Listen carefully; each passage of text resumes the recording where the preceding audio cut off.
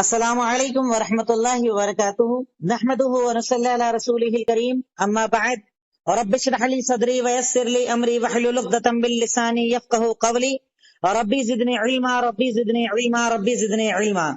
الحمدللہ آج ہماری دعوت و تبلیغ کی کلاس نمبر 24 ہے، جس کے اندر ٹاپک ہمارا چل رہا ہے رسولوں پر ایمان۔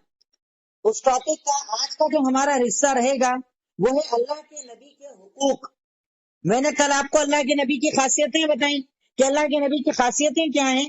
اب آج انشاءاللہ میں آپ کو بتاؤں گا اللہ کے نبی کے حقوق کیا ہیں۔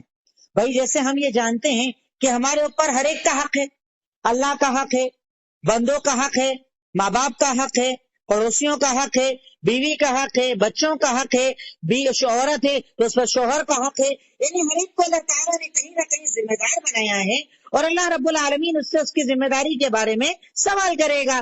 تو کیا اللہ کے نبی کے تعلق سے ہمارے اوپر کوئی حق نہیں ہے؟ ایسا ہرگز نہیں ہے۔ اللہ کے نبی کے ایک نبی ہونے کے ناطے امتیوں کے اوپر بہت سارے حقوق ہیں جنہیں ہمیں ادا کرنا ہوگا۔ اگر ہم ادا کرتے ہیں تو ہم اللہ کے نبی کو ماننے والے، اگر ادا نہیں کرتے ہیں تو گویا کہ ہم نے زبان سے تو کہہ دیا پر ہمارے عمل کے اندر اللہ کے نبی صلی اللہ علیہ وسلم کی محبت نہیں پائی جاتی۔ اب آپ کے حق کیا ہیں؟ اللہ کے نبی کے حق امتیوں پر کیا ہیں؟ نمبر 1، آپ پر ایمان رکھنا۔ نمبر 1، آپ پر ایمان رکھنا، اور اس کی ڈیٹیل بھی ساتھ ہی میں لکھ لیجئے پوائنٹ کے اندر۔ نمبر 1 میں ایمان رکھنا، اس کا مطلب کہ آپ جو خبر دیں اسے سچا ماننا، جو حکم دیں اس پر عمل کرنا، اور جس سے روک دیں اس سے رک جانا۔ ایمان کا مطلب یہ ہے، اللہ کے نبی پر ایمان رکھنا یہ آپ کا پہلا حق ہے۔ اور ایمان کا مطلب یہ ہے کہ آپ جو خبر دیں اسے سچ ماننا، جو حکم دیں اس پر عمل کرنا، اور جس سے روک دیں اس سے رک جانا۔ یہ آپ کا حق ہے امتیوں کے اوپر، یہ آپ کا حق ہے جو ایک امتی کو امتی ہونے کے ناطے ادا کرنا ہوگا کہ آپ جو خبر دے دیں، آپ جو بات بتا دیں، آپ جو چیز بتا دیں، آپ جو بھی شریعت کا حکم ہمیں بتا دیں، ہم اسے سچا مانیں۔ جس کی مثال آپ چاہیں تو حضرت ابوبکر صدیق کے بارے میں لکھ سکتے ہیں کہ انہوں نے جب اللہ کے نبی نے آ کر کہا کہ میں معراج پر گیا، ابوبکر صدیق نے سنا اور بول دیا کہ سچ بولا۔ سمجھ میں آئے نہ آئے، عقل میں آئے نہ آئے، دماغ قبول کرے نہ کرے، بھائی تعجب کی بات ہے کہ ایک ہی رات میں آسمان پر جانا، وہاں سے واپس آ جانا، خبریں لے کر آنا، بیت المقدس جانا، دماغ قبول نہیں کرتا، پر اللہ کے نبی نے بولا ہے نا، مطلب بات ختم۔ تو اس میں مثال میں لکھ لیں ابوبکر صدیق کا واقعی معراج کی تصدیق کرنا، ابوبکر صدیق کا معراج کے بارے میں تصدیق کرنا۔ جیسے انہوں نے سنا کہ آپ معراج پر گئے، انہوں نے سچ مان لیا۔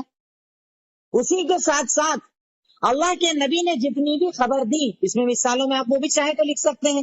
جنت کی خبر یقین کر لیا، جہنم کی خبر یقین کر لیا، قبر کے عذاب کی خبر یقین کر لیا، فرشتوں کے بارے میں بتایا یقین کر لیا، کرامن کاتبین کے بارے میں بتایا یقین کر لیا، حفاظت کرنے والے فرشتے کے بارے میں بتایا یقین کر لیا۔ کیونکہ ہمارا ایمان ہے نا، ہم اللہ کے نبی کو سچا مانتے ہیں نا، ہم یہ مانتے ہیں کہ جو وہ کہتے بات ختم ہو جاتی ہے، وہ سچے ہیں، بات ختم، تصدیق کر لی ہم نے، سچا مان لیا ہم نے۔ اب اس پوائنٹ میں آپ دلیلیں لکھ لیجئے۔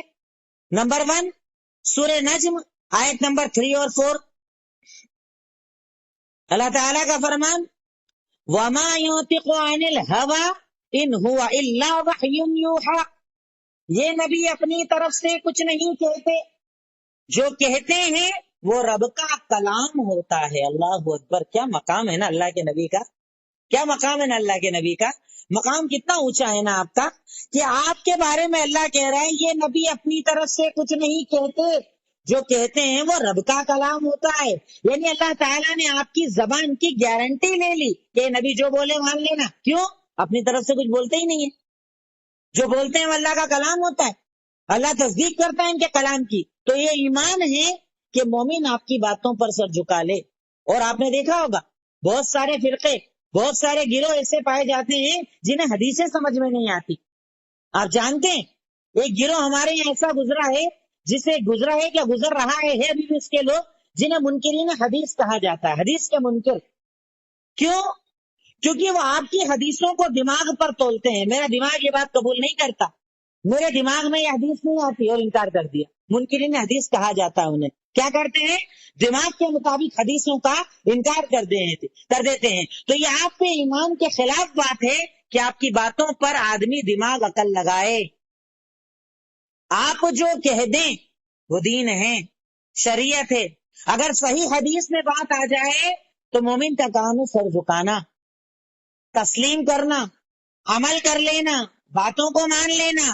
اس کے بعد اگر آپ نے کنفیوژن رکھا، دل دماغ کے اندر کنفیوژن رکھا، آپ کو اللہ کے نبی کی بات سمجھ میں نہیں آئی، اس کا مطلب آپ کا ایمان مضبوط نہیں ہے، آپ کا اللہ کے نبی کی ذات اور بات پر ایمان مضبوط نہیں ہے. تو ایک مومن آپ پر ایمان رکھتا ہے، اور ایمان رکھنے کا مطلب یہ ہے کہ آپ کی ہر بات کی تصدیق کرتا ہے. اور اس کے بعد میں نے دوسری جو چیزیں اسی پوائنٹ کے اندر بتائی، جو حکم دیں اس پر عمل کرنا، اور جس سے روک دیں اس سے رک جانا، یہ ایمان ہے.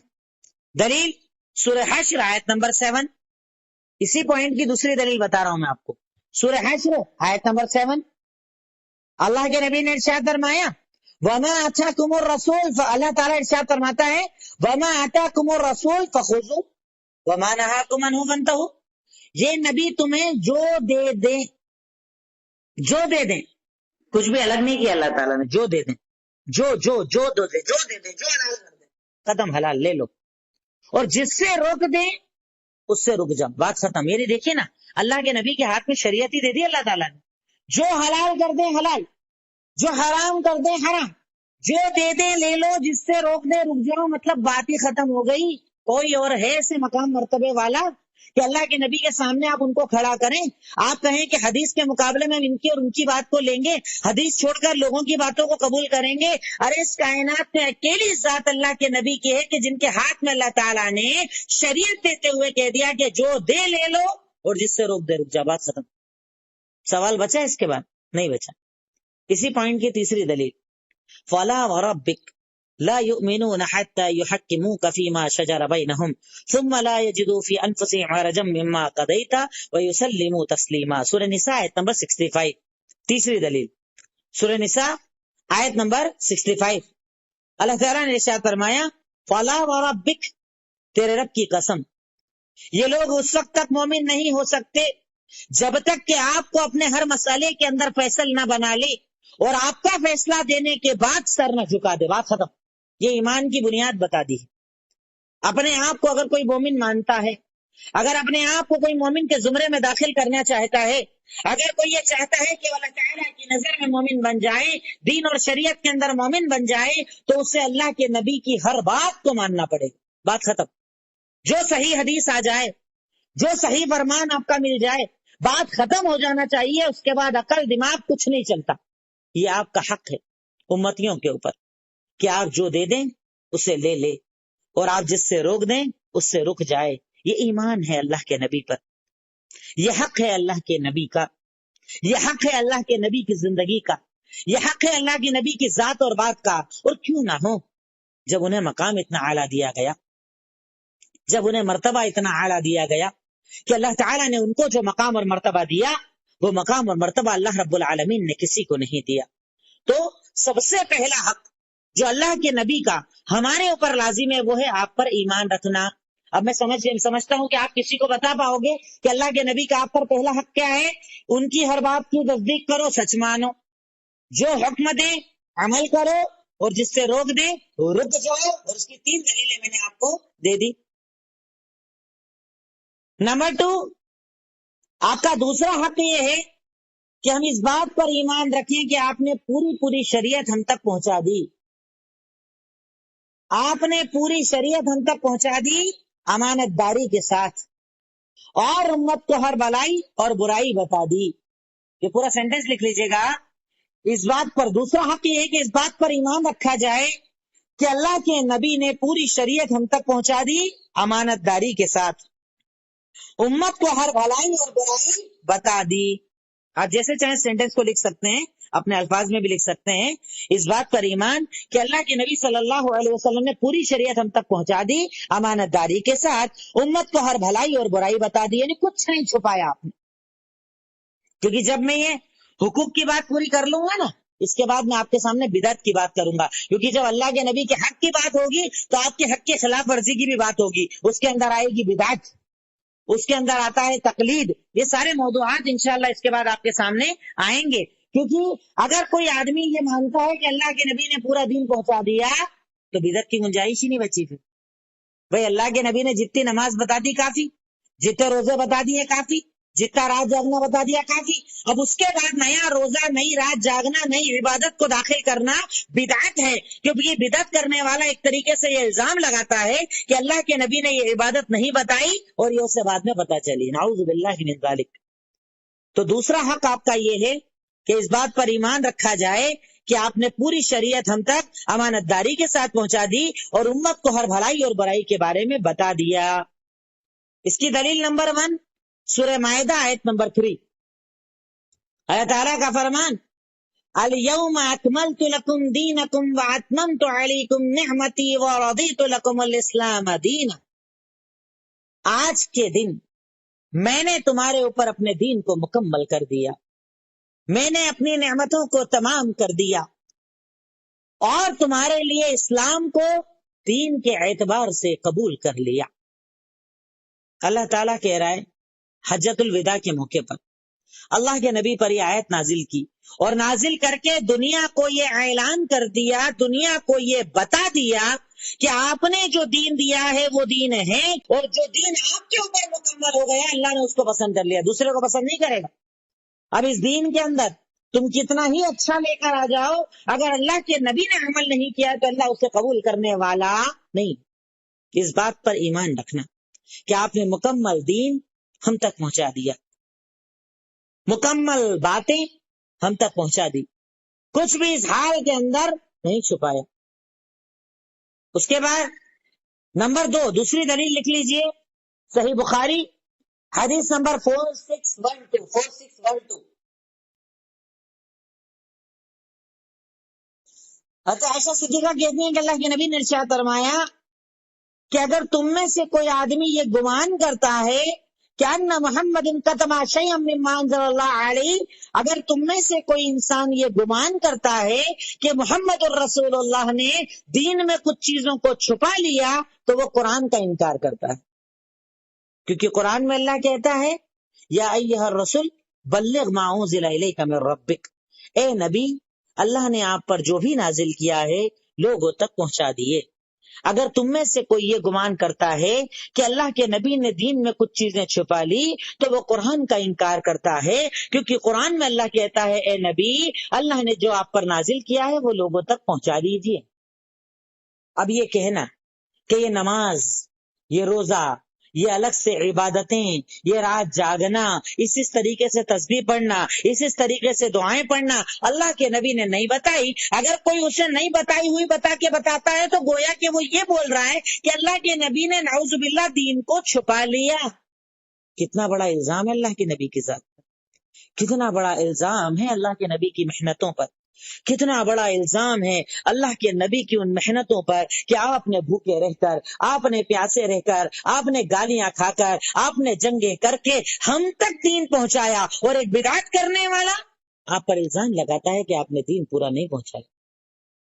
کتنی بڑا الزام، کتنی بڑی بات۔ انشاءاللہ اس کی ڈیٹیل میں بدعت کے باب میں اور زیادہ آپ کے سامنے رکھوں گا، پر آپ دوسرا حق یاد رکھیے اللہ کے نبی کا کہ آپ پر ہم یہ ایمان رکھیں کہ آپ نے پوری شریعت ہم کو بتا دی، ہر بات ہم کو بتا دی، کچھ ہم سے نہیں چھپایا، ہر چیز امانت کے ساتھ آپ نے ہم تک پہنچا دی۔ اس بات پر ایمان رکھنا ایک مومن کا اللہ کے نبی کے اوپر یہ حق ہے۔ نمبر 3 اس بات پر ایمان کہ اللہ کے نبی معصوم عن الخطا تھے، اس بات پر ایمان کہ اللہ کے نبی معصوم عن الخطا تھے۔ یہ اللہ کے نبی کے جو حقوق ہمارے اوپر ہیں یہ اس کا تیسرا حق ہے کہ اللہ کے نبی معصوم عن الخطا تھے، خطاؤں سے پاک تھے۔ اس کی دلیل سورہ حاقہ آیت نمبر 44 سے 47 اللہ تعالیٰ کا فرمان وَلَوْ تَقَوَّلَ عَلَيْنَا بَعْضَ الْأَقَاوِيلِ لَأَخَذْنَا مِنْهُ بِالْيَمِينِ ثُمَّ لَقَطَعْنَا مِنْهُ الْوَتِينَ کہ اگر یہ نبی ہمارے اوپر کچھ جھوٹ بولیں گے نا تو ہم انہیں پکڑ لیں گے اور ان کی شہرت کو کاٹ دیں گے. اللہ تعالیٰ کتنی سخت بات بول رہا ہے. یعنی اللہ تعالیٰ اس آیت کے اندر گارنٹی دے رہا ہے کہ نبی خطا کر ہی نہیں سکتے. یہ نبی غلطیوں سے پاک ہیں, یہ نبی خطاؤں سے پاک ہیں. دین کے اندر, شریعت کے اندر, حلال حرام کے اندر یہ غلطی کر ہی نہیں سکتے. کیوں؟ کیونکہ اللہ تعالیٰ گارنٹی لے رہا ہے کہ اگر یہ ہمارے بارے میں کچھ جھوٹ بولیں, غلط بولیں, تو ہم انہیں پکڑ لیں گے اور ان کی شہرت کو کاٹ دیں گے. قرآن کا ترجمہ آپ چاہیں تو قرآن سے ڈائریکٹ لکھ لیجئے گا, زیادہ بہتر رہے گا. پہلی دلیل نمبر 2 سنن ابو داؤد حدیث نمبر 3646. سنن ابو داؤد حدیث نمبر 3646. اللہ کے نبی کا فرمان فَوَالَّذِي نَفْسِي بِيَدِهِ مَا خَرَجَ مِنِّي إِلَّا حَقًّا قسم ہے اس رب کی جس کے قبضے قدرت میں میری جان ہے, میری زبان سے سچ کے سوا کچھ نہیں نکلتا. یعنی غلط, خطا, یہ تو نکل ہی نہیں سکتا میری زبان سے. Confirm, guarantee. قسم ہے اس رب کی جس کے قبضے قدرت میں میری جان ہے, اس زبان سے حق کے سوا کچھ نہیں نکلتا. کتنی بڑی بات ہے نا, کتنی بڑی گارنٹی ہے نا. ہمارے علماء, ہمارے اولیاء, ہمارے امام, ہمارے مفتی, ہمارے مولوی, ہمارے حفاظ, ہمارے بڑے پہنچے ہوئے پیر لوگ, بتائیے اس کائنات کے اندر کسی کے پاس یہ مقام ہے کہ اللہ رب العالمین ان کے بارے میں یہ کہہ دے کہ وہ معصوم عن الخطا ہے؟ یہ اکیلی ذات ہے محمد الرسول اللہ صلی اللہ علیہ وسلم کی ذات, کہ جن کے بارے میں رب کائنات, رب ذوالجلال والاکرام نے یہ گارنٹی لے لی کہ یہ نبی جو کہتے ہیں اللہ کی طرف سے ہوتا ہے, خطا ان سے نہیں ہوتی, غلطی ان سے نہیں ہوتی. پر ایک سوال یہاں پر پیدا ہوتا ہے, بھائی ہم نے جب سیرت کو پڑھا تو ہم نے تو آپ کی کچھ غلطیاں بھی پتہ چلی. جیسے آپ نے سورہ تحریم, مثال چاہے تو آپ لکھ لیں. ایک سوال پہلے تو آپ لکھیں کہ اگر اللہ کے نبی سے آپ کہتے ہیں غلطی نہیں ہوئی تو اللہ کے نبی کی غلطیوں کا تو ذکر قرآن میں ہے. پھر کیا جواب دیں گے اس کا؟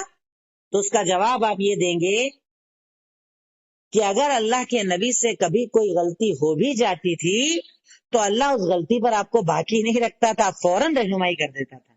معصوم عن الخطا کا مطلب آپ سمجھ رہے ہیں؟ معصوم عن الخطا کا مطلب یہ کہ پہلے تو غلطی ہوگی ہی نہیں, اور اگر ہو جائے بفرض محال, اگر غلطی ہو جائے تو اللہ آپ کو اس غلطی پر باقی نہیں رکھتا, بلکہ فوراً آپ کو بتا دیتا ہے کہ آپ سے غلطی ہو گئی ہے, اس سے رجوع کر لیجئے, غلط ہو گیا ہے, اس کو چھوڑ دیجئے. اس کی مثال سورہ تحریم, مثال لکھ لیجئے گا, سورہ تحریم. کہ اللہ کے نبی کی 2 وائف نے, میں نے کل بتایا تھا نا, ایسی ایک پلاننگ کر لی. عصر کے بعد آپ کا معمول تھا, آپ ایک بیوی کے گھر جاتے تھے, شہد پیتے تھے, تھوڑی دیر رک جاتے تھے. دونوں بیویوں نے کہا اس کے بعد ٹائم ذرا زیادہ لگ رہا ہے, تو کیا کریں اپن؟ کہا جب تیرے پاس آئے تو تو بولنا آپ کے منہ سے تو اسمیل آ رہی ہے, ایک پھول ہوتا ہے اس کی اسمیل آ رہی ہے, مطلب شہد میں اسمیل آ رہی ہے. ٹھیک ہے, میرے پاس آئیں گے, میں بھی یہی جملہ بولوں گی. اللہ کے نبی کو جب 2 لوگوں نے بولا تو آپ کو لگا بات صحیح ہے, آپ نے بولا اب میں اپنے اوپر شہد کو حرام کرتا ہوں, میں شہد نہیں پیوں گا. اب شہد حلال تھا, آپ حرام کرنے کر کے غلط کر رہے ہیں. کیسے کیسے حرام کر رہے ہیں آپ؟ اللہ تعالیٰ نے حلال کیا ہے نا. آپ صرف بیوی کے کہہ دینے پر کیا اسے حلال کر لیں گے, حرام کر لیں گے؟ تو یہ عمل غلط ہو گیا.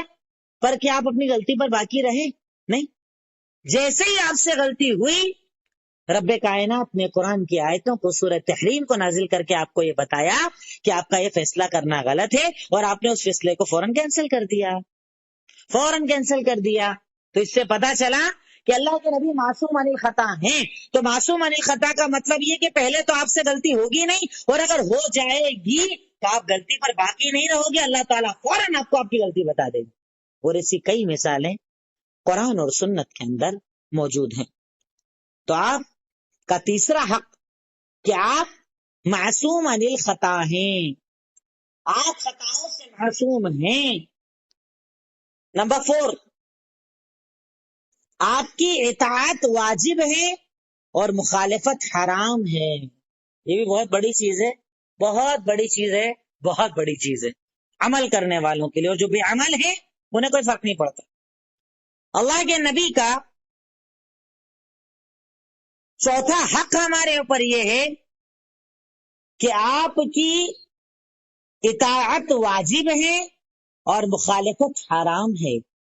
مطلب کیا ہوا اس کا مطلب یہ ہے کہ اللہ کے نبی نے اگر آپ کو کوئی حکم دیا ہے، اب چاہے آپ کی جان جائے، مال جائے، عزت جائے، دوست جائے، تعلقات جائے، چاہے جو چلا جائے، آپ اس حکم کو چھوڑ نہیں سکتے۔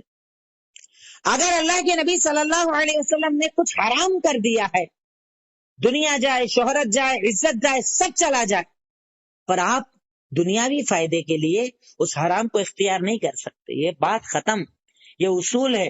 اور میں چاہتا ہوں کہ اس حق کو تو آپ اسپیشلی سمجھنا، کیونکہ سب سے زیادہ گڑبڑ اسی حق کے اندر پائی جاتی ہے۔ آدمی اس کو ادا نہیں کر پاتا، محبت کے دعوے گھر والوں کر لے گا، باتیں بڑی بڑی کر لے گا، دعوے بڑے بڑے کر لے گا، پر جب بات آتی ہے نا عمل کرنے کی، اچھے فیل ہو جاتے ہیں۔ اب اس کی میں آپ کو کئی دلیلیں بتاؤں گا، کیونکہ یہ بڑا اہم ٹاپک ہے۔ اطاعت واجب اور مخالفت حرام۔ دلیل نمبر 1 سورہ فرقان آیت نمبر 27-28، اللہ تعالیٰ کا فرمان، یوم یعض الظالم علی یدیہ ویقول یا لیتنی اتخذت مع الرسول سبیلا۔ اللہ تعالیٰ انجام بتا رہا ہے اللہ کے نبی کے نافرمانوں کا کہ کل روز قیامت ظالم جس نے اللہ کے نبی کی نافرمانی کی ہوگی وہ اپنے ہاتھوں کو چبائے گا اور چبا چبا کر کہے گا، کاش میں نے اللہ کے نبی کی پیروی کی ہوتی، کاش میں نے نبی والا راستہ بنایا ہوتا، کاش کاش کاش۔ پر وہ کاش فائدہ دے گا؟ کوئی فائدہ نہیں دے گا۔ کبھی اللہ نے موقع دیا نا، ویسے میں نے خطبہ دے چکا ہوں، آپ چاہے تو نیٹ پر دیکھیے گا کہ وہ تمنائیں جو کبھی پورا نہیں ہوگی، قیامت کے دن وہ جو کاش کاش والے جملے ہیں نا، میں نے ایک ساتھ ایک خطبے کے اندر اس کو ذکر کیا ہے۔ بہرکیف یہاں پر انجام بتایا جا رہا ہے نافرمان کا، کہ اللہ کے نبی کا اگر کوئی نافرمان ہے تو اس کا انجام یہ ہے کہ وہ قیامت کے دن اپنے آپ کو کوسے گا، کاش میں نے نبی کے ساتھ راستہ بنایا ہوتا، کاش نبی کو چھوڑ کر اس کو میں نے اپنا دوست نہیں بنایا ہوتا، جو آج ہم کرتے ہیں نا۔ حدیثیں سامنے صاف صاف آ جائیں، اس کے بعد بھی ہمارے مولوی صاحب تو یہ بولتے، ہمارے مفتی صاحب تو یہ بولتے، ہمارے یہاں والوں کو پتہ نہیں کیا، ان کے والوں کو پتہ نہیں کیا۔ ارے بات ختم ہو جاتی ہے جب اللہ کے نبی صلی اللہ علیہ وسلم کا فرمان آ جاتا ہے تو وہاں پر بات ختم ہو جاتی ہے، پر اس کے بعد بھی اپنا دماغ، اپنی عقل، اپنے اولیاء، اپنے بڑے، اپنے علماء، اپنے مفتیان، ان کو آگے بڑھانا کہیں نہ کہیں ہمیں گناہ کے راستے پر لے کر جاتا ہے۔ پہلی دلیل۔ دلیل نمبر 2 سورہ آل عمران آیت نمبر 32، اللہ تعالیٰ کا فرمان، اطیعوا اللہ والرسول فإن تولوا فإن اللہ لا يحب الکافرین۔ اللہ کی اطاعت کرو، اللہ کے رسول کی اطاعت کرو، اور اگر تم ان دونوں سے روگردانی کرو گے، منہ پھیرو گے، تو یاد رکھو اللہ تعالیٰ کافروں کو پسند نہیں کرتا۔ یہ میں نہیں کہہ رہا، یہاں پر کوئی مولوی صاحب فتویٰ نہیں لگا رہے۔ غور کرو الفاظ پر، قرآن کی آیت ہے، خود گھروں میں کھولو قرآن اور دیکھو اس آیت کو کہ رب کائنات کتنی بڑی بات کہہ رہا ہے کہ اللہ کی اطاعت کرو، اللہ کے نبی کی اطاعت کرو، یعنی یہ دو تمہیں قرآن دے دے، جو تمہیں حدیث دے دے، اس پر عمل کرو۔ اگر قرآن حدیث آنے کے بعد بھی عمل نہیں کرو گے تو اللہ تعالیٰ کافروں کو پسند نہیں کرتا۔ اللہ اکبر۔ یعنی اللہ کی نظر میں، قرآن کی نظر میں، شریعت کی نظر میں اللہ اور اس کے رسول کی نافرمانی انسان کو کفر تک لے جا سکتی ہے۔ کتنی بڑی بات ہے، کتنی بڑی بات۔ زندگی بھری پڑی ہے نافرمانیوں سے، اعمال بھرے پڑے ہیں نافرمانیوں سے، صبح اٹھنے سے لے کر رات سونے تک ساری زندگی ہے اللہ کے نبی کے خلاف، اور اس کے بعد ہم اپنے آپ کو جنتی سمجھتے ہیں، ہم اپنے آپ کو جنت کا مستحق سمجھتے ہیں، ہم اپنے آپ کو جنت میں جانے والا سمجھتے ہیں۔ اتنا آسان ہے جنت میں چلے جانا۔ دلیل نمبر 3 سورہ آل عمران آیت نمبر 132 اللہ تعالیٰ کا فرمان، اطیعوا اللہ والرسول لعلکم ترحمون۔ اللہ اور اس کے رسول کی اطاعت کرو، شاید کہ تم پر رحم کر دیا جائے۔ یعنی اگر اللہ کا رحم چاہتے ہو نا، اللہ تعالیٰ سے چاہتے ہو کہ تم پر رحم فرمائے تو کیا کرو؟ اللہ اور اس کے رسول کی اطاعت اور فرما برداری کرو. کتنا انعام اور کتنا عذاب دونوں ایک ساتھ میں آپ کو آیتوں میں بتا رہا ہوں. دلیل نمبر 4 صحیح بخاری حدیث نمبر 7280. میں اس پوائنٹ کو زیادہ اس لیے بتا رہا ہوں کیونکہ اسی پوائنٹ میں سب سے زیادہ کمی پائی جاتی ہے ہماری امت کے اندر. صحیح بخاری حدیث نمبر 7280. ایک مرتبہ اللہ کے نبی صلی اللہ علیہ وسلم نے ارشاد فرمایا کل امتی یدخلون الجنہ الا من ابا. میری ساری امت جنت میں جائے گی سوائے اس کے جس نے انکار کیا. صحابہ نے پوچھا انکار کون کرے گا؟ انکار کرنے والا کون؟ قال من اطاعنی دخل الجنہ ومن عصانی فقد ابا. جس نے میری اطاعت کی وہ جنت میں جائے گا اور جس نے میری نافرمانی کی گویا کہ اس نے میرا انکار کر دیا. اللہ اکبر. لوگ کیا بولتے ہیں نا ہمارے یہاں آپ نے سنا ہوگا کسی عمل کے بارے میں بتاؤ کہ یہ عمل کرو تو پتہ ہے لوگ کیا بولتے ہیں؟ بڑا پیارا سا آسان سا جملہ بولتے ہیں سنت ہی تو ہے. مطلب فرض نہیں ہے نا، سنت تو ہے. سنت کیا ہے؟ اللہ کے نبی کا عمل. اور اللہ کے نبی کے عمل کو سنت بول کر چھوڑنا کتنا بڑا گناہ ہے یہ آیتوں اور حدیثوں سے آپ اندازہ لگا لیجیے. کیا کہہ رہا ہے اللہ کے نبی؟ ساری امت جنت میں جائے گی سوائے اس کے جس نے انکار کیا. صحابہ نے پوچھا کس نے انکار کیا؟ کہا جس نے میری اطاعت کی جنت میں جائے گا، جس نے میری نافرمانی کی گویا کہ اس نے میرا انکار کر دیا. اس نے مجھے رسول ہی نہیں مانا، اس نے میری شریعت کو نہیں مانا، اس نے میرے حلال حرام کو نہیں مانا، اس نے نہ میری ذات کو مانا نہ میری بات کو مانا. کتنی بڑی بات، کتنی بڑی بات. اور ہم کتنا ہلکا اور کتنا آسان ان باتوں کو سمجھتے ہیں. اللہ کے نبی کی نافرمانی کو کتنا آسان سمجھتے ہیں اور اس کے بعد ہمیں ڈر بھی نہیں لگتا، ہمیں خوف بھی نہیں آتا، ہمیں اللہ تعالیٰ کا ڈر نہیں لگتا. سوچیے اللہ تعالیٰ کو کیا جواب دیں گے ہم. دلیل نمبر 5 صحیح بخاری حدیث نمبر 421. صحیح بخاری حدیث نمبر 421. حضرت علی ابن ابی طالب رضی اللہ تعالی عنہ کہتے ہیں ما کنت لعدو سنت النبی لقول احد. حضرت علی کہہ رہے ہیں، حدیث میں حضرت علی کا قول ہے نا صحیح بخاری کے اندر. حضرت علی کہہ رہے ہیں کہ میں کسی آدمی کی بات کے سامنے اللہ کے نبی کی بات کو چھوڑنے والا نہیں. چاہے کوئی بھی ہو، کوئی بھی فرق نہیں پڑتا. چاچا بابا رشتہ دار خالہ خالو کوئی بھی بڑا چھوٹا عالم فاضل مفتی مولوی ولی امام چاہے کوئی بھی آ جائیں، اللہ کے نبی کی اگر بات آ جائے میں ان کے سامنے کسی کی بات کو قبول نہیں کرتا. ان کی بات کے مقابلے میں کہ لوگ مجھ سے یہ کہیں کہ ان کی بات کو چھوڑ دوں، میں کسی کے بولنے پر ان کی باتوں کو چھوڑنے والا نہیں ہوں. کتنی بڑی بات حضرت علی بن ابی طالب رضی اللہ تعالیٰ عنہ نے ہمیں بتا دی. اس پوائنٹ کی آخری دلیل، دلیل نمبر 6. دلیل نمبر 6 صحیح مسلم حدیث نمبر 2021. صحیح مسلم حدیث نمبر 2021. ایک مرتبہ اللہ کے نبی صلی اللہ علیہ وسلم کے سامنے ایک آدمی الٹے ہاتھ سے کھانا کھا رہا تھا. دیکھیے جو میں یہ اسپیشلی ان لوگوں کو سنانا چاہتا ہوں جو سنت سنت چلاتے ہیں نا، سنت ہی تو ہے، سنت ہی تو ہے، کرو تو ٹھیک نہیں کرو تو ٹھیک، سنت تو ہے. سن لو اس حدیث کو، بٹھا لو دماغ کے اندر تو پتا چلے گا کہ سنت کسے کہا جاتا ہے اور سنت چھوڑنے کا انجام کیا ہوتا ہے. ایک آدمی الٹے ہاتھ سے کھانا کھا رہا تھا. اللہ کے نبی صلی اللہ علیہ وسلم نے اسے کہا کل بیمینک. کیا ہے؟ سیدھا ہاتھ سے کھاؤ، سیدھا ہاتھ سے کھانا کھاؤ.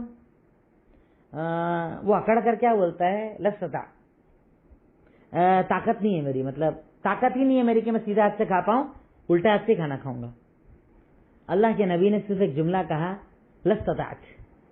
اگر تو بول رہا ہے نا کہ تیری طاقت نہیں ہے تو اب تو طاقت رکھے گا بھی نہیں، اب تو طاقت رکھے گا بھی نہیں.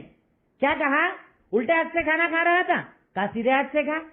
کہا سیدھے ہاتھ سے کھانے کی طاقت نہیں ہے، کہا تو طاقت رکھ بھی نہیں پائے گا. صحابہ کرام کہتے ہیں کہ اللہ کے نبی نے یہ جملہ کہا اور اس کے ہاتھ پہ فالج آ گیا. اس کے بعد زندگی بھر اس کا سیدھا ہاتھ کبھی نہیں اٹھا. میں تعجب کرتا ہوں ان حدیثوں کو پڑھنے اور سننے کے بعد. ہمارے یہاں الٹے ہاتھ سے کھانے کو کون سی بڑی بات سمجھتے ہیں لوگ؟ کھڑے ہو کر کھانے کو کون سی بات بڑی سمجھتے ہیں؟ دن بھر سنتوں کا مذاق اڑانے کو کون سی بڑی بات سمجھتے ہیں؟ اللہ کے نبی کی ایک سنت، سیدھے ہاتھ سے کھانا کھانا، اس ساتھی کو کہا کہ سیدھے ہاتھ سے کہا طاقت نہیں ہے، کہا طاقت رہے گی بھی نہیں، اس کے ہاتھ میں فالج ہو گیا، اس کے بعد اس کا ہاتھ ہی نہیں اٹھا، جگہ پر عذاب، سنت چھوڑنے کی وجہ سے۔ سوچیے ہمارا انجام کیا ہوگا؟ جو ساری زندگی سنتوں کا مذاق اڑاتے ہیں، ساری زندگی سنتوں کی خلاف ورزی کرتے ہیں، ساری زندگی اللہ کے نبی کی شان کے خلاف گزارتے ہیں، کیا انجام ہوگا ان لوگوں کا؟ تو میں سمجھتا ہوں کہ ان 6 حدیثوں کو، آیتوں کو اپنے سامنے رکھنے کے بعد آپ کو یہ پتا چل گیا ہوگا کہ اطاعت کسے کہا جاتا ہے۔ اطاعت کا مطلب ہے فرما برداری، سر جھکا دینا، حکم پر عمل کرنا، باتوں کو تسلیم کر لینا۔ ہم اپنی زندگیوں کا جائزہ لیں، صبح اٹھنے سے لے کر رات سونے تک، کمانے کھانے سے شادی بیاہ تک، چاہے طلاق کے مسائل، چاہے نکاح کے مسائل، ساری زندگی اللہ کے نبی کو ناراض کر کے گزاریں، اور اس کے بعد چاہیں اللہ ہم سے راضی ہو جائے۔ لباس جو ہم استعمال کرتے ہیں، آج کل ہمارے مرد حضرات اتنے چھوٹے ٹی شرٹ پہنتے ہیں کہ ان کا شرمگاہ ظاہر ہو جاتی ہے۔ خواتین بے پردگی کو پسند کرتی ہیں، پردے کو پسند نہیں کرتی، پردہ انہیں الجھن نظر آتا ہے، پردہ آزادی کے خلاف نظر آتا ہے، اور اس زندگی کو وہ زیادہ پسند کرتے ہیں۔ لیکن اس کا لباس ہو، پتلے کپڑے ہوں، بنا دوپٹے کے گھر میں رہیں، ہر جگہ رہیں، باہر رہیں، کوئی بولنے ٹوکنے والا نہیں ہو، اور اگر تھوڑا سا دین کا شعور آ گیا تو برقعے کو بھی فیشن بنا دیا گیا، اتنا ٹائٹ برقع کہ برقع پہننا نہ پہننا ایک برابر ہو جائے، برقع پہننے کے بعد بھی پورا جسم بات ظاہر ہو۔ کیا یہ سنتوں سے محبت ہے؟ کیا یہ اللہ کے نبی سے محبت ہے؟ کہ اللہ کے نبی نے ساری زندگی عورتوں کو پردہ کرنا سکھایا، ساری زندگی پردے کا حکم دیتے رہے، ساری زندگی اپنے آپ کو ڈھانکنے کا حکم دیتے رہے، اور سخت وعیدیں بتائی کہ جنت میں جانا تو دور، جنت کی خوشبو بھی ایسی عورت کو نہیں آئے گی جو اپنے جسم کو نہ ڈھانکے۔ سنت کی خلاف ورزی، اور اس کے بعد بھی ڈر نہیں لگتا، اس کے بعد بھی اللہ کا خوف نہیں آتا، اس کے بعد بھی حساب کتاب سے ڈر نہیں لگتا۔ سنتوں کی خلاف ورزی، حکم ہے اطاعت کا، اور معاملہ ہے نافرمانی کا۔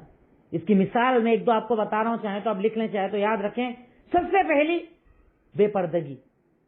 پورا معاشرہ، پورا سماج آج بے پردگی کا شکار ہے۔ بے پردگی عام ہے، اور بے پردگی دونوں قسم کی ہے۔ کہیں ڈائریکٹ بے پردگی کے برقع ہی نہیں ہے، اور کہیں برقعے کو فیشن بنا دیا گیا ہے۔ اللہ سے ڈر نہیں لگتا، اللہ کے عذاب سے ڈر نہیں لگتا، اللہ کے نبی کی نافرمانی سے ڈر نہیں لگتا کہ آپ نے تو اپنی بیوی بیٹی بہنوں کو حکم دیا تھا، اور ہم وہی نافرمانی کر کے نہیں ڈرتے؟ کیا اللہ ہم سے سوال نہ کرے گا؟ کیا اللہ ہم سے پوچھے گا نہیں؟ کیا ہمیں حساب کتاب نہیں دینا ہے؟ کیا ہمیں اللہ کے سامنے نہیں جانا ہے؟ یقیناً جانا ہے، اور اللہ تعالی ہم سے ہمارے عمل کے بارے میں سوال کرے گا۔ نمبر 2، حرام روزی کمانا۔ کئی طریقے ہیں اس کے۔ کوئی دکان مکان پر قبضے کر کے بیٹھا ہے، کوئی بہنوں کا حصہ دبا کر بیٹھا ہے، کوئی لون پر کاروبار کرتا ہے، کوئی پرسنٹ پر پیسہ چلاتا ہے، نہ جانے کتنے حرام کے راستوں کو کھول دیا۔ دھوکہ دے کر کاروبار کرنا، لوگوں کو پریشان کرنا، مال میں جھوٹ بولنا، مال کی کمیاں نہ بتانا، حرام روزی کے جتنے ذریعے ہو سکتے ہیں اس امت نے اپنا لیے، اور اس کے بعد اللہ کے نبی سے محبت کا دعویٰ۔ حرام تم کماؤ، لون پر کاروبار تم کرو، دکان مکان پر قبضے تم کرو، بہن بیٹیوں کے حصے تم دباؤ، ناپ تول میں کمی کرو، جب بیچو تو چیزوں کا عیب نہ بتاؤ، اور اس کے بعد بھی تمہیں یہ لگتا ہے تم جنت میں جاؤ گے۔ تصور تو کرو، کہاں ہے اللہ کے نبی سے محبت؟ نمبر 3، سگریٹ بیڑی تمباکو کا استعمال، اور کہتے ہیں کہ اتنا آسان نہیں ہے چھوڑنا، سالوں پرانی عادت ہے، اتنی آسانی سے نہیں جائے گی۔ اگر ایمان اندر ہونا تو بڑی آسانی سے جاتی ہے کوئی بھی چیز، پر ایمان ہونا چاہیے، یقین ہونا چاہیے، اللہ تعالیٰ پر یقین ہونا چاہیے، اللہ تعالیٰ کی ذات پر یقین ہونا چاہیے، اگر اللہ تعالیٰ کی ذات پر ایمان اور یقین ہے، اگر اللہ کے نبی سے محبت ہے کہ میرے نبی نے ہر نشہ دینے والی چیز کو حرام قرار دیا، میرے رب نے قرآن میں خودکشی کو حرام قرار دیا اور یہ چیزیں مجھے خودکشی کے قریب لے کر جاتی ہے، اگر ان سے محبت ہوگی آدمی چھوڑ دے گا، چاہے کتنے سال سے استعمال کرتا ہو چھوڑ دے گا، چاہے جیب میں رکھی ہو چھوڑ دے گا، چاہے اس کے بنا جینا ناممکن نظر آتا ہو چھوڑ دے گا، اگر اللہ کے نبی سے محبت ہوگی، اگر اللہ کے نبی کو نبی مانا ہوگا، اگر اللہ کے نبی کی زندگی کو زندگی مانا ہوگا۔ چوتھی مثال، رشتہ داریاں توڑنا۔ ہمارے یہاں یہ تو کامن چیز ہے نا، ذرا ذرا سی بات پر تعلقات توڑ لینا، ذرا ذرا سی بات پر بات چیت بند کر لینا، وہ ہمارے گھر نہیں آئے، انہوں نے ہم کو عزت نہیں دی، شادی کا کارڈ نہیں دیا، شادی میں عزت نہیں دی، سلام نہیں کیا تھا، محفل میں آ کر نہیں ملے، تو ذرا ذرا سی باتوں پر تعلقات ختم۔ ڈر نہیں لگتا؟ ایک طرف اللہ کے نبی کا فرمان کہ آپ نے ارشاد فرمایا کسی مومن کے لیے جائز نہیں کہ 3 دن سے زیادہ اپنے بھائی بہن سے بات چیت بند رکھے، اور اگر اس حالت پر وہ مر گئے تو جہنمی ہو گئے۔ کہاں ہے اللہ کے نبی سے محبت؟ کہاں ہے اللہ کے نبی کی اطاعت کہ آدمی رشتہ داریوں کو جوڑے، تعلقات کو مضبوط بنائے، چھوٹی چھوٹی باتوں پر تعلقات نہ توڑے؟ کیا جواب دو گے اللہ کو؟ کیا بتاؤ گے اللہ کے نبی کو کہ میں آپ سے ایسی محبت کرتا تھا، آپ سے ایسی محبت تھی کہ میں نے آپ کے بارے میں سوچا نہیں، میں نے آپ کے فرامین پر عمل نہیں کیا؟ کیا جواب دو گے اللہ کو؟ کیا بتاؤ گے اللہ رب العالمین کو؟ سوچو تو صحیح۔ صرف کچھ مثالیں 3-4 میں نے آپ کو بتائی، آپ خود ایک مرتبہ غور کرنا، صبح اٹھنے سے لے کر رات سونے تک کتنی سنتوں کا میں مذاق اڑاتا ہوں، آپ خود لسٹ بنا لو گے اور انشاءاللہ اپنے آپ کو بدلو گے۔ اور جو مثالیں میں نے آپ کو بتائی، اگر ان میں سے کوئی بھی چیز آپ کے پاس پائی جاتی ہے تو اللہ کے نبی کی محبت میں اسے چھوڑ دو، اسے چھوڑ دو، پھر دیکھو زندگی جینے میں کیا مزہ آئے گا، اللہ کے نبی کی محبت کے ساتھ جینے میں کیا مزہ آئے گا، اللہ تعالیٰ کا کتنا انعام، کتنا اکرام تم لوگوں کے اوپر ہوگا۔ اگر عمل کیا زندگی بدل جائے گی، زندگی میں سکون آ جائے گا۔ آخر میں اللہ تعالیٰ سے دعا ہے، اے الہی مولا رب العالمین، خالق مالک رحمان رحیم، تو ہی غفور، تو ہی غفار، تو ہی رحمان، تو ہی رحیم، تو عطا کرنے والا، تو دینے والا، تو سمیع، تو بصیر، تو علیم، تو خبیر، تو غفار، تو قہار، تو خالق، تو بارک۔ اے اللہ رب العالمین، ہم تیرے محتاج، تیرے فقیر، اللہ تو ہمارے گناہوں کو معاف فرما دے، اے اللہ ہماری خطاؤں کو معاف فرما دے، اے اللہ ہماری لغزشوں کو معاف فرما دے، اے اللہ جانے انجانے میں جو ہم سے گناہ ہو جاتے ہیں اسے معاف فرما دے، اے اللہ دین اسلام اور شریعت پر ہمیں عمل کرنے کی توفیق عطا فرما دے، اے اللہ اللہ کے نبی سے محبت کرنے کی ہمیں توفیق عطا فرما دے۔ وآخر الدعوانا ان الحمد للہ رب العالمین۔ السلام علیکم ورحمۃ اللہ وبرکاتہ۔